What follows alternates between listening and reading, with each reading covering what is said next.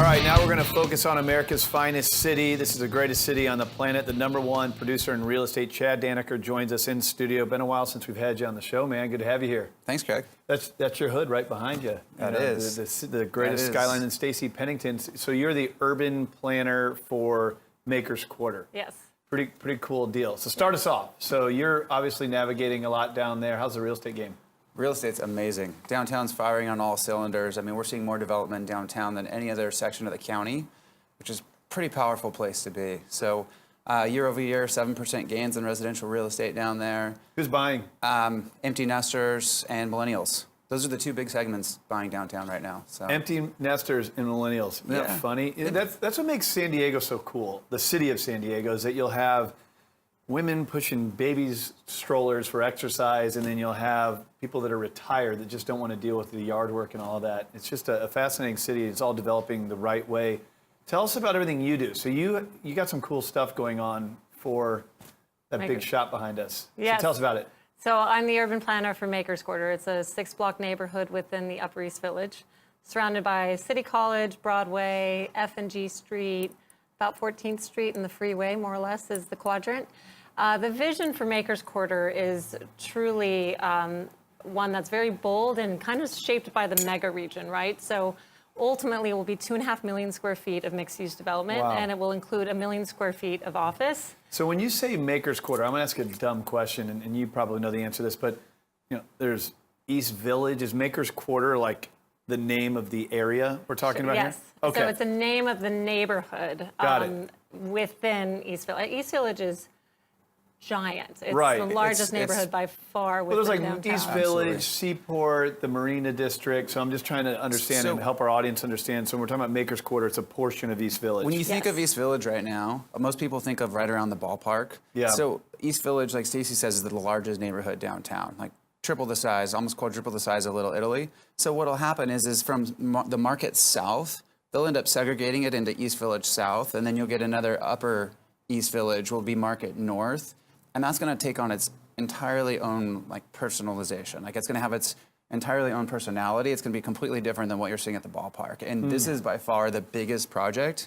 I shouldn't say project, community going in place there. Yeah, it's pretty fascinating how San Diego's developing. It's not just, a lot of cities are so commercial, right? San Diego's developing the commercial side of things, the residential side, but then there's like parks and coffee shops and what is that spot, the Courtyard? I mean, there's just so many cool things, the Idea District. Yeah. So tell us, let's go a little bit deeper now. So Maker's Quarter, you are the urban planner of it. What does that even mean? So you have to plan the development of an entire community? Well, it's appropriate that I have this role within Maker's Quarter because it's truly an urban planning initiative at its finest. Its success will ultimately be as successful as the streetscape experience. The restaurants, the retail, the quality of the office space, the quality of the residential, the connectivity, the mobility, the transit options. Not to be overwhelming, but truly, if we were in isolation without stitching all those pieces together, actually the goal is to try to mind the gap between the millennials and the empty nesters. So what happens, and especially as we've been dubbed the Future Innovation District of San Diego, and lots of important folks are on board to make sure that happens, is it's all about talent retention. So we have a great framework in San Diego to achieve strong talent attraction, right? And compared to Northern California, our levels of affordability are actually really strong. But sometimes you create an urban environment that's vibrant and robust and so many cool things happening, but then what happens when you have children? What happens when the millennial grows up? And that's really through our collaboration with Urban Discovery Academy, the new charter high school that's starting, support for City College and E3 High School and Einstein Academy. We're really intertwining all of those pieces. So that I always tell my kids that when they're, Mom, you're working again? I'm, all right, boys, who are 4 and 7 now. Mom's helping to create a part of the city that you can truly live, work, and play in when you grow up. It sounds fascinating, but I'm glad you're doing it and not me. Like, it sounds very complicated what you're doing. So what are some of the things what is your vision? Like, you talk about restaurants and sewing it all together.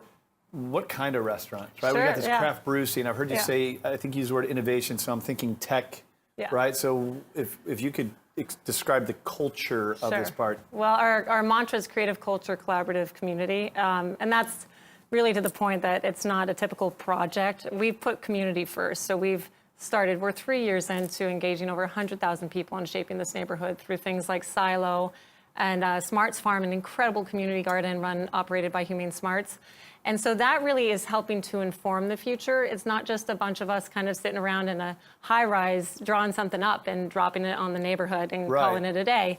And being where we are within, we spoke to this a little bit earlier, but we are truly the nexus between downtown and some really amazing, thriving urban neighborhoods and communities and Balboa Park.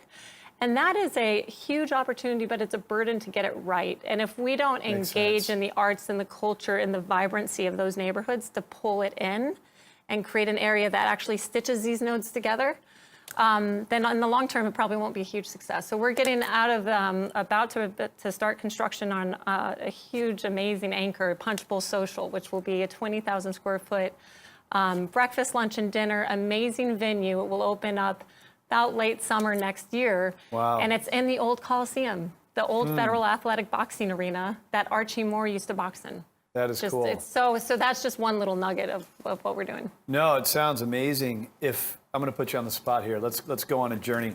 Someone takes their family from Europe and they visit San Diego. Yeah. And when this whole thing's developed and they visit and they spend a weekend in San Diego in Maker's Quarter and then they fly back, what are they going to say to their friends? What do you think that if your goal is accomplished and how this all gets developed, what are people going to be saying about it after they leave?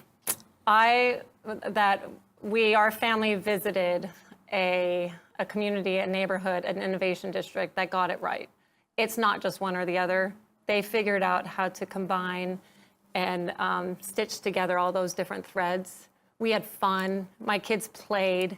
There are great schools, great restaurants, the best office in San Diego. And I think it will stand out in that regard. A lot of other innovation districts throughout the nation and throughout the world often focus a little bit too much in the isolation of technology and software and that particular angle.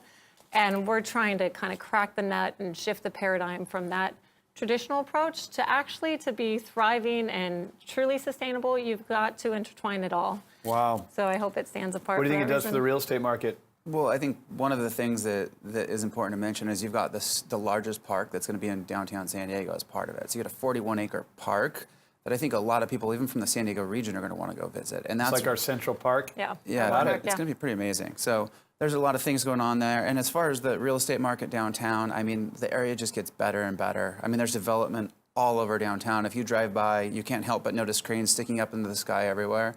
It's going to be amazing. Well, Stacey, I appreciate you coming on the show. Chad, as always, thanks for coming on the show. Hopefully we learned a lot about the downtown market if you're looking at buying or selling.